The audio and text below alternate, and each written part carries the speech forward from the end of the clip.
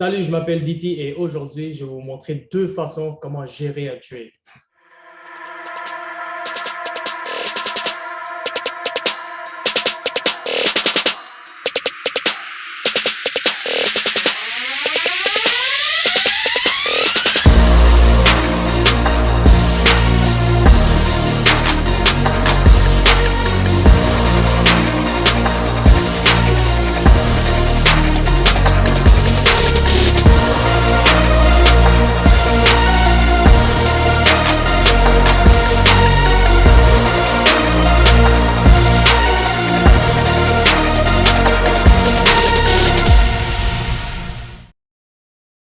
OK, alors pour l'exemple d'aujourd'hui, je vais utiliser Ethereum pour les deux façons comment vous pouvez prendre, comment vous pouvez manage, comment vous pouvez gérer un trade. OK? ETH, USDT. Et je vais juste vous dire que je ne suis pas un conseiller financier. Qu'est-ce que je vous montre aujourd'hui? C'est juste éducationnel. OK? So, la première façon comment prendre un trade et le gérer, okay, c'est sûr qu'il faut d'abord savoir c'est quoi votre prix d'entrée, ensuite votre stop loss, votre TP1, TP2, TP3. Qu'est-ce que vous pouvez faire avec TradingView? C'est mettre des alertes. Okay? La version gratuite vous permet d'avoir seulement une alerte. Mais si vous avez une des versions payantes, ben, ça vous donne accès à plus d'alertes. Okay? So, qu'est-ce que vous pouvez faire? C'est mettre les alertes à vos TP, comme ceci. 1, 2, 3. Et aussi votre stop loss, si vous le désirez. OK? Là, je vais juste les enlever. Alors,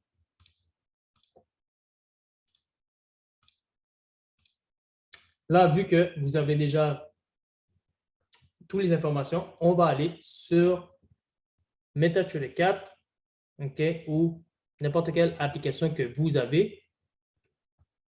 Ça peut être MetaTrader 5, mais pour cet exemple aujourd'hui, je vais vous montrer avec MetaTrader 4. Oups. Ça va être long. OK.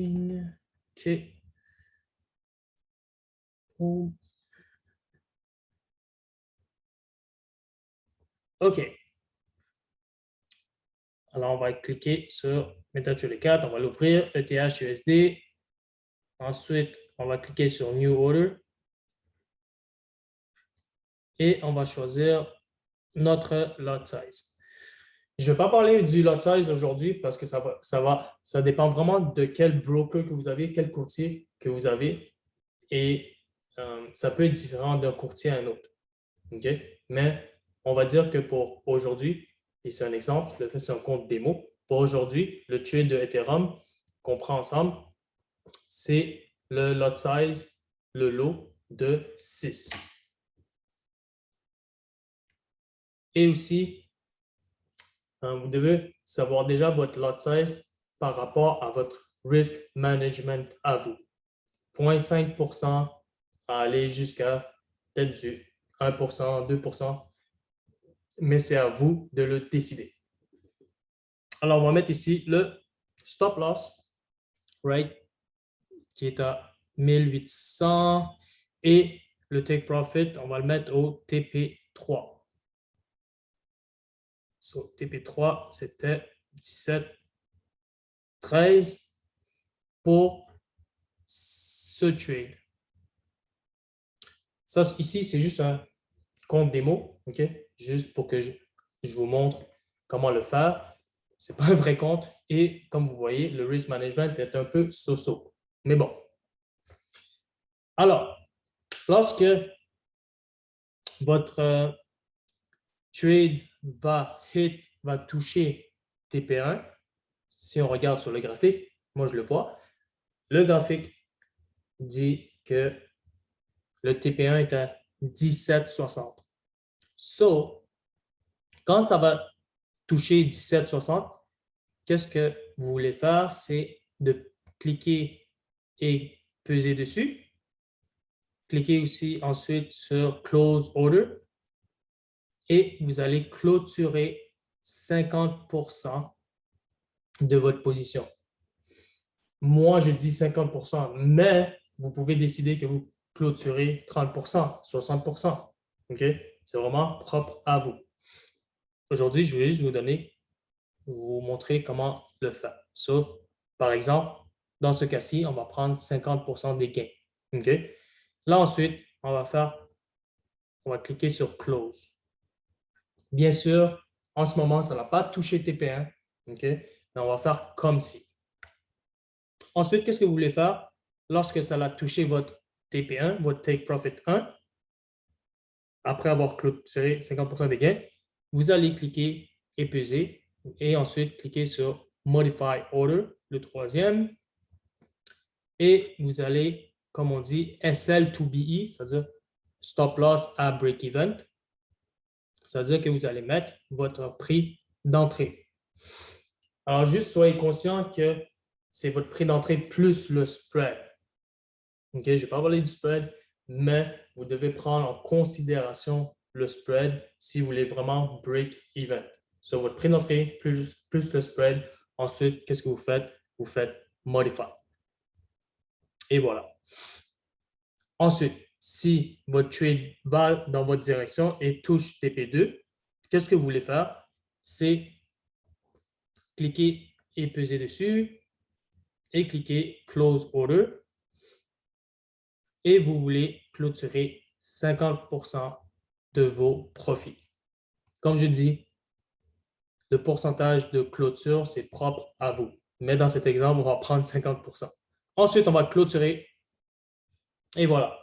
Et là, il va vous rester 1,50 de lot size pour votre position si jamais il touche votre TP3. Ensuite, qu'est-ce que vous voulez faire quand ça touche votre TP2? C'est de modifier votre position. Et qu'est-ce que vous pouvez faire, right? C'est de le mettre à TP1. OK? Dans ce cas-ci, on ne peut pas le faire parce que le trade n'est pas encore arrivé au TP2, right?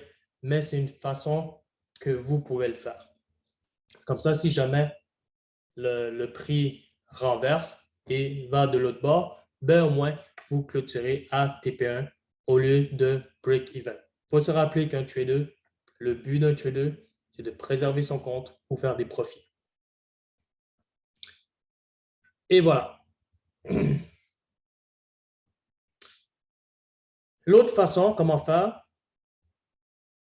c'est de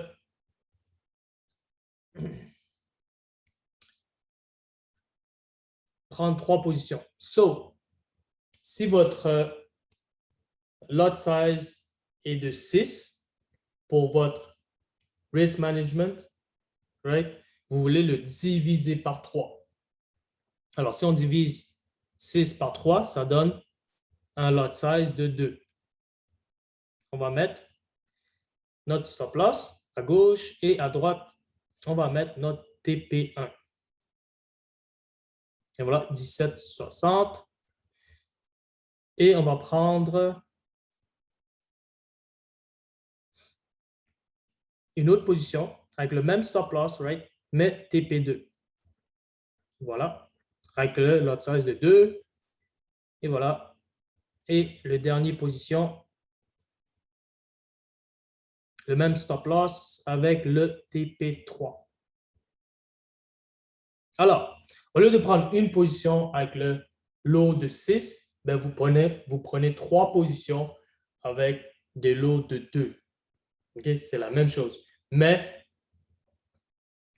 au lieu d'avoir une position, vous en avez 3 et vous choisissez, vous mettez, c'est sûr, le même stop loss, mais qu'est-ce que vous faites sur les TP? C'est vous mettez TP1, TP2, TP3. Ensuite, lorsque ça va toucher votre TP1, okay, dans ce cas-ci, ça va être le troisième en bas, right? Ça va le clôturer automatiquement. Okay? Parce que si ça touche votre TP, ça vous enlève du marché en profit. Mais dans ce cas-ci, je vais le faire manuellement parce qu'on n'a pas encore touché le TP1. Ensuite, il va vous rester 2 positions. Qu'est-ce que vous voulez faire? C'est la même chose que la première façon, c'est de SL to BE. So, stop loss à break-even, à votre prix d'entrée. Okay. Par exemple, votre prix d'entrée, ce serait à 17,73. Ensuite, vous faites Modify. Je ne vais pas le faire dans ce cas-ci parce que ça se peut que ça me get out à cause qu'on est proche. Mais bon, vous allez faire ça sur les 2 positions qui restent. Okay? Vous voulez mettre SL to BE et aussi compter les spreads en considération lorsque vous le faites. Lorsque ça va toucher TP2, ça veut dire que le deuxième position ici va être clôturée automatiquement. Right? Comme ceci. Et il va vous rester seulement une position jusqu'à temps qu'il touche TP3 si jamais. Qu'est-ce que vous pouvez faire sur ce trade-là lorsque ça touche votre TP2? C'est de mettre votre stop loss au TP1. Et voilà. Et vous cliquez sur Modifier.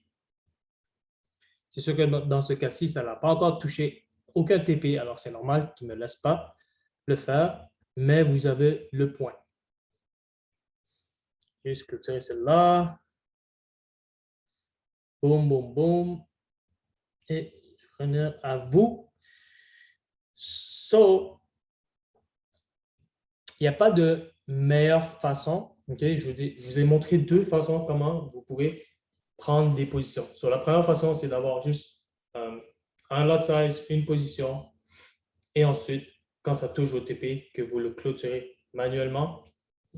Et la deuxième façon, c'est de prendre 3 positions avec votre lot size qui respecte votre risk management divisé par 3. Ça vous donne 3 positions et vous mettez le même stop loss pour les 3 positions. Mais vous en mettez un pour une position pour le TP1, le Take Profit 1, le Take Profit 2, puis le Take Profit 3. Et voilà, j'espère que ça vous a éclairé un peu plus. Merci d'avoir écouté la vidéo. Peace.